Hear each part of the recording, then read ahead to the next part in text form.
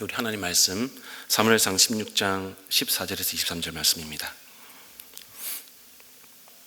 우리 한 절씩 교독하겠습니다. 사울에게서는 주님의 영이 떠났고 그 대신에 주님께서 보내신 악한 영이 사울을 괴롭혔다. 신하들이 사울에게 아뢰었다. 임금님, 하나님이 보내신 악한 영이 지금 임금님을 괴롭히고 있습니다. 임금님은 신하들에게 수금을 잘 타는 사람을 하나 구하라고 분부를 내려 주시기 바랍니다. 하나님이 보내신 악한 영이 임금님께 덮칠 때마다 그가 손으로 수금을 타면 임금님이 나으실 것입니다. 사울이 신하들에게 명령을 내렸다. 그러면 수금을 잘 타는 사람을 찾아보고 있으면 나에게로 데려오너라. 젊은 신하 가운데 한 사람이 대답하였다. 제가 베들레헴 사람 이새에게 그런 아들이 있는 것을 보았습니다. 그는 수금을 잘 탈 뿐만 아니라 용사이며 용감한 군인이며 말도 잘하고 외모도 좋은 사람인데다가 주님께서 그와 함께 계십니다. 그러자 사울이 이새에게 심부름꾼을 보내어 양떼를 치고 있는 그의 아들 다윗을 자기에게 보내라고 명령하였다. 이새는 곧 나귀 한 마리의 빵과 가죽 부대에 담은 포도주 한 자루와 염소 새끼 한 마리를 실어서 자기 아들 다윗을 시켜 사울에게 보냈다. 그리하여 다윗은 사울에게 가서 그를 섬기게 되었다. 사울은 다윗을 매우 사랑하였으며 마침내 그를 자기의 무기를 들고 다니는 사람으로 삼았다. 사울은 이새에게 사람을 보내어 일렀다. 다윗이 나의 마음에 꼭 드니 나의 시중을 들게 하겠다. 그리하여 하나님이 보내신 악한 영이 사울에게 내리면 다윗이 수금을 들고 와서 손으로 탔고 그때마다 사울에게 내린 악한 영이 떠났고 사울은 제정신이 들었다. 아멘.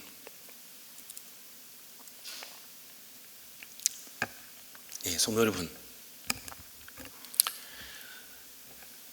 여러분은 어떻게 생각하십니까? 주님의 영이 지금 함께 하고 있다고 생각을 하십니까? 아니면 나에게로부터 주님의 영이 떠나 있다고 생각을 하십니까? 자기 자신을 돌아볼 때 어떻게 이야기할 수 있겠습니까? 오늘 우리는 주님의 영이 떠나버린 이 사울의 비참한 모습을 목도하게 됩니다. 14절을 보면 여러분, 지금 사울에게는 주님의 영이 떠났고 대신에 주님이 보내신 악한 영이 사울을 괴롭혔다고 기록을 하고 있습니다. 주님의 영이 떠난 그 빈 공간, 단순하게 아무것도 없는 그런 텅 빈 공간으로 남아있는 것이 아닙니다.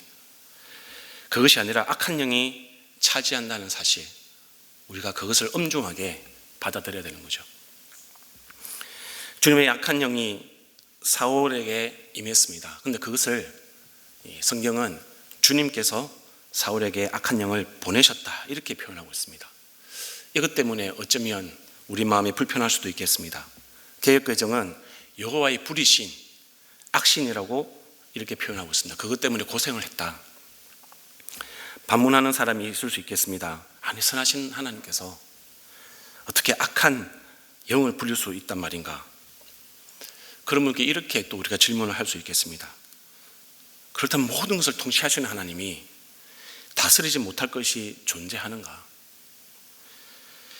지금 주님이 악한 영을 사울에게 보내셨다 이런 표현은요, 모든 것을 다스리시는 이 하나님의 통치권을 상징하는 표현입니다. 지금 현재 주님의 영이 사울을 떠났다. 이것은 하나님이 사울을 유기했다는 겁니다. 그냥 내버려 두셨다는 거죠. 사도 바울은 징벌로서의 이 하나님의 유기에 대해서 로마서 1장에서 잘 설명하고 있습니다. 로마서 1장에서는 사도 바울은 불의로 이 진리를 막는 사람들, 그 막는 사람들에 대해서 하나님의 진노를 설명하고 있습니다. 그러면서 이렇게 이야기하죠. 하나님께서 그들을 마음의 정욕대로 더러움에 그냥 내버려 두셨다. 유기했다는 겁니다. 부끄러운 욕심에 내버려 두셨다. 유기했다는 겁니다. 상실한 마음대로 내버려 두셨다는 겁니다. 그리고 합당한 일을 하지 못하게 했다. 이렇게 표현하고 있습니다. 성도 여러분, 근데 이것을 하나님이 사울을 포기했다라고 오해하시면 안 됩니다. 포기, 유기, 엄연히 다른 겁니다. 우리 하나님은 포기하지 않으십니다. 절대로 포기하지 않으십니다. 그러나 징계의 한 방법으로 유기를 하시는 거죠. 근데 하나님이 우리가 유기를 할 때라도 그럼 하나님 포기하신 거냐? 아니, 그렇지 않다니까요, 여러분. 유기를 할 때라도 우리가 진정으로 회개하고 주님께로 돌아가면 주님은 받아주십니다. 그것이 우리의 아버지 되신 하나님의 속성입니다. 속성. 하나님의 성품입니다. 하나님은 절대로 포기하지 않으십니다. 사울왕도 마찬가지입니다. 지금 이 순간이라도 자기의 죄를 진심으로 회개하고 주님께로 돌아오면 하나님이 용서해 주실 수 있는 거죠. 그의 인생의 결말이 달라졌을 겁니다. 비록 왕의 자리는 잃을 수 있겠죠. 그 대신에 다윗을 택했습니다. 왕의 자리는 이미 다윗에게 옮겨졌습니다. 그러나 하나님이 창조하신 한 인간으로서의 사울, 그 사울의 가치는 회복이 되었을 겁니다. 지금 왕이 되고 안 되고 그게 중요한 게 아니라는 것을 성경 저자는 계속해서 우리에게 가르쳐주고 있는 겁니다. 왕이 되면 뭐하고 왕이 안 되면 뭐하겠습니까? 왕이 되기 이전에 하나님이 기뻐하시는 한 사람으로서의 가치, 하나님의 형상으로서의 가치를 우리는 회복이 돼야 되는 거죠. 그것을 하나님이 지금 사울에게 원하시는 겁니다. 그것 때문에 지금 사울은 하나님으로부터 유기가 되어 있는 겁니다. 근데 사울은 돌아오지 않습니다. 우리가 앞장에서 읽었듯이 사무엘은 사울로부터 잘못했다는 이야기를 듣습니다. 그러나 그 사울의 잘못했다는 이야기, 그 말을 자세히 보면 자기 잘못을 회개했다, 진정으로 회개했다, 그렇게 우리가 해석을 할 수가 없습니다. 잘못했다면서 다른 사람 탓을 합니다. 부하 탓을 합니다. 결국 자기는 크게 잘못한 것이 없다는 겁니다. 다른 사람들 때문에 자기 잘못이 일어났다는 겁니다. 꼭 아담과 하와의 관계를 보는 것 같죠. 왜 그렇습니까, 여러분? 내가 왕이니까, 나는 최고로 높은 사람이니까 그냥 부하 탓, 남 탓하는 거죠. 왕이라는 자리를 포기를 못하는 겁니다. 그러니까 여러분, 이 사울은요, 하나님께서 이 사울을 포기한 것이 아니라 지금 사울 자신이 스스로 자기를 포기한 것이다, 이렇게 볼 수가 있는 겁니다. 그리고 사울 왕이 하나님을 포기해버린 거죠. 그렇게 여러분, 사람이 하나님을 포기하면 하나님은 사람을 유기하시는 거죠. 반대로 여러분, 우리가 하나님을 포기하지 않으면 하나님은 절대로 우리를 포기하지 않으십니다.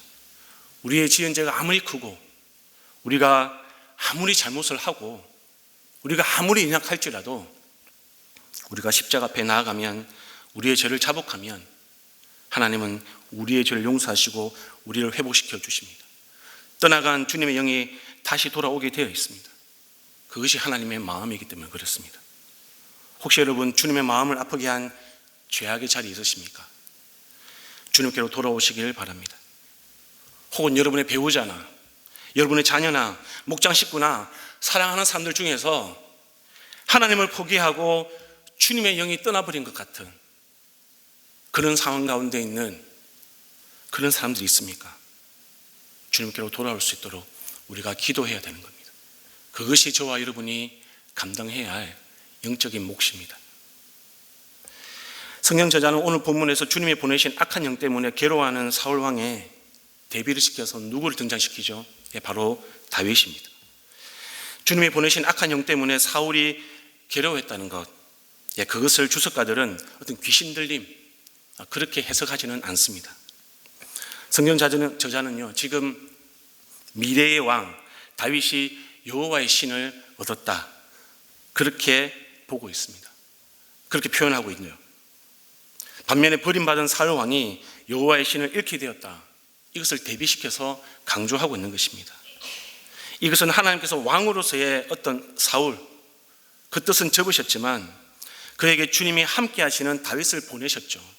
그것을 통해서 인간으로서의 사울 자체는 포기하지 않았다는 것을 지금 우리에게 가르쳐주고 있는 겁니다. 오늘 본문에서 사울 왕과 다윗이 만납니다. 근데 이 만남은 우연이 아닌 거죠. 만남에는 우연이 없습니다. 우리는 살면서 참 많은 만남을 가집니다. 물론 정도의 차이는 있겠지만 그 만남들 가운데는 반드시 하나님의 뜻이 있는 것이죠. 오늘 사울 왕과 다윗의 만남도 마찬가지입니다. 우연처럼 보이지만 우연이 아닙니다. 하나님의 뜻이 담겨져 있는 것이죠. 악한 영에 괴로워한 사울, 그 사울에게 신하들은 수금을 잘 타는 사람이 필요하다 이렇게 건의를 합니다. 그리고 그 중에 한 명이 다윗을 추천하죠. 중요한 것은 신하가 다윗을 추천하면서 했던 말입니다. 그는 수금도 잘 타지만 용사라고 이야기합니다. 용감한 군인이다. 말도 잘하고 외모도 좋은 사람이라고 표현합니다. 근데 여러분, 그것보다 더 중요한 말이 있습니다. 그것보다 더 중요한 말. 바로 주님께서 그와 함께 하신다는 겁니다. 주님께서 그와 함께 하신다는 그 말, 그것이 중요한 것이죠. 주님께서 함께 하시는 다윗으로 인해서 사울 왕은 복을 누리는 겁니다. 그 복이 무엇을 뜻하십니까? 이 하나님께 돌아오라는 하나님의 사인이죠. 다윗의 수금을 타면 그때 악한 영이 떠났고요, 사울은 제정신이 들었습니다. 다윗을 통해서 사울은 하나님의 마음, 하나님의 손길을 느꼈어야 되는 거죠. 그리고 그 자리에서 돌이켜 회개하고 인간으로서의 하나님이 창조하신 그 가치를 회복할 수 있어야 되는 겁니다. 성도 여러분, 근데 이런 일이 일어났다는 것, 다윗을 통해서 지금 사울이 복을 누리고 악한 영이 떠나가고 이런 일들이 발생한다는 것은 다윗이 잘났기 때문에 그렇습니까? 아니면 주님께서 다윗과 함께 하시기 때문에 그렇습니까? 예, 맞습니다. 하나님이 함께 하시기 때문에, 주님이 다윗과 함께 하시기 때문에 이런 일이 일어나는 겁니다. 이것이 핵심입니다. 그럼 우리가 어떤 사람은 주님이 함께 하시는 사람인지 어떻게 알 수 있는가? 예, 간단한 방법이 있습니다. 주변의 사람들, 이웃에게 유익을 주는 사람, 선한 영향력을 발휘하는 사람,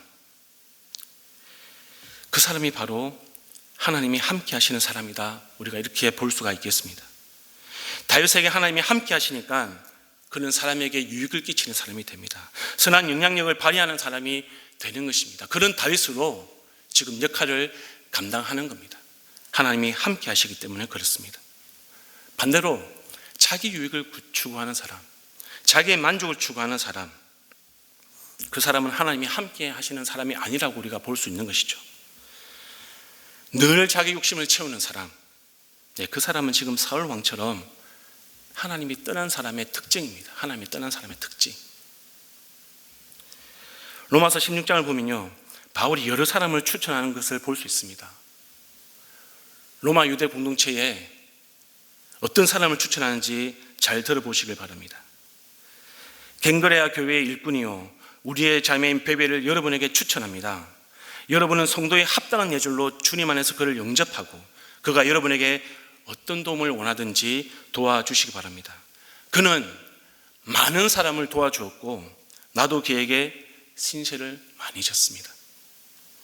그리스도 예수 안에서 나의 동역자인 브리스가와 아굴라에게 문안하여 주십시오. 그들은 생명의 위험을 무릅쓰고 내 목숨을 구해준 사람들입니다. 나뿐만 아니라 이방 사람의 모든 교회도 그들에게 감사하고 있습니다. 베베, 브리스가, 아굴라, 이들의 특징이 뭐죠? 이들은 모두 남을 유익하게 하는 사람, 다른 사람에게, 나의 이웃에게 선악력을 미치는 사람, 나의 것으로 나의 만족을 추구하지 않고 나의 것으로 나누어 주는 사람.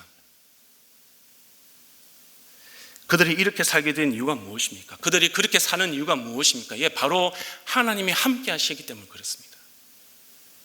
그것이 바로 하나님이 함께 하시는 사람들의 특징입니다. 창세기부터 요한계시록까지 통일성 있게 하나님의 사람들은, 하나님 함께 하시는 사람들은 그런 삶을 살아간다라고 성경은 우리에게 지속적으로 한 번도 어긋남 없이 이야기하고 있는 것입니다. 근데 여러분, 이런 사람들은 성경 속에만 있지 않는 것이죠. 저는 어제 두 분의 만남을 가졌습니다. 하나는요, 목자님과의 만남이었습니다. 또 하나는 선교사님들과의 만남이었습니다. 공교롭게도 만남의 목적은 모두 다 이 아프간 가정들 어떻게 잘 섬길 것인가 하는 것이었습니다. 두 만남 다 제가 의도해서 제가 먼저 만나자고 한 것 아닙니다. 하나님께서 그런 만남을 인도해 주시는 것이죠. 목자님이 먼저 찾아오셨습니다. 지금 아프간 가정을 정말 열심히 힘을 다해서 섬기시는 분입니다. 근데 한 6개월 정도 섬기다 보니까 이런저런 느껴졌던 이야기들을 저에게 이렇게 말씀해 주셨던 거죠. 그 이야기들 중에는 제가 부족했던 부분들, 저의 연약한 부분들도 있었습니다. 그리고 이런저런 제안과 조언을 마음을 담아서 해 주셨습니다. 선교사님과의 만남도 있었습니다. 그 만남도 제가 의도했던 것이 아니라 이 박성리 선교사님이라는 분이 먼저 제안을 해 주셨습니다. 박성리 선교사님은 아프가니스탄인들을 섬기는 선교사님입니다. 그분이 건강이 안 좋아가지고요, 안식년으로 한국에 들어오셨습니다. 그리고 지금 치료를 받고 계십니다. 지금 회복 중이라서 참 감사하죠. 근데 완전히 회복된 것은 아닙니다. 그런데도 본인이 건강이 허락하는 범위 안에서는 이 가정들을 돕고 싶다. 그래서 합류를 하셨습니다. 어제 이야기를 하다 보니까요, 밤 10시가 훌쩍 넘었어요. 할 이야기가 더 있었는데 그냥 다음을 기약하고 헤어졌습니다. 만남의 핵심은 간단합니다. 우리가 어떻게 아프간 가정들을 잘 섬길 것인가, 어떻게 그들을 유익하게 하며 어떻게 그들에게 그리스도의 선한 영향력을 잘 보여줄 것인가. 참 감사하고 유익한 시간이었습니다. 성도 여러분, 우리는 이런 분들과의 만남을 자주 가져야 합니다. 어떤 사람들입니까? 하나님이 함께 하시는 사람들, 하나님이 함께 하시는 사람들, 하나님이 함께 하시는 사람들과 우리는 시간을 보내야 되는 겁니다. 그러면 우리에게 부어주시는 하나님의 영적인 유익이 있습니다. 또한 주님은 거기서 그치지 않습니다. 저와 여러분 한 사람 한 사람이 하나님이 함께 하시는 사람으로 살아가기를 원하시는 겁니다. 그런 사람이 되기를 원하시는 겁니다. 하나님이 함께하는 사람, 그래서 주변 사람들과 이웃에게 선한 영향을 주는 사람, 나로 인하여서 주변 사람들이 선한 유익을 누리는 사람, 그 사람이 되어주기를 하나님은 원하시는 것입니다. 여러분, 사울의 삶이 있습니다. 그리고 다윗의 삶이 있습니다. 저와 여러분은 어떤 삶을 선택하시겠습니까? 오늘 이 아침에 함께 기도하시면서 하나님, 내가 다윗처럼 하나님이 함께 하시는 사람, 하나님의 영이 임하는 사람, 그런 사람으로 살아갈 수 있도록 도와주십시오. 나의 배우자에게, 나의 가족들에게, 나의 이웃들에게 하나님의 마음으로, 하나님의 사랑으로 그들에게 선한 영향을 미칠 수 있도록, 그에게 하나님의 유익을 끼칠 수 있는 사람으로 살아갈 수 있게 해 주십시오. 그렇게 함께 기도하기를 우리 주님의 이름으로 부탁드리겠습니다. 이 시간 말씀을 위해서 함께 기도하시겠습니다. 그리고 내일 예배를 위해서 함께 기도해 주십시오. 우리가 예배를 드리는 목적은 나의 만족과 유익을 위해서 드리는 것이 아닙니다. 하나님과 우리와의 관계가 회복이 되는 예배가 되기를 원합니다. 우리 모든 성도님들이 한 번도 빠짐없이 하나님께서 함께 하시는 그 시간을 통하여 하나님이 함께 하시는 그런 성도로 살아갈 수 있도록 하나님 은혜를 베풀어 주시옵소서. 그리고 10월달 우리 교회 일정을 위해서 함께 기도해 주시오. 바자회가 예정되어 있습니다. 그리고 공동체 성경 읽기를 우리가 시작하고자 합니다. 말씀을 읽으면서 우리가 함께 섬기면서 하나님께서 함께 하시는 공동체, 그 공동체의 모습을 우리가 이 세상 가운데 잘 보여줄 수 있도록, 그리고 그것을 통하여서 많은 사람들이 주님의 빛 가운데로 인도함 받을 수 있도록 우리 함께 기도하시고 가지고 나오신 기도 제목으로 주님께 간절하게 기도드리겠습니다. 기도합니다.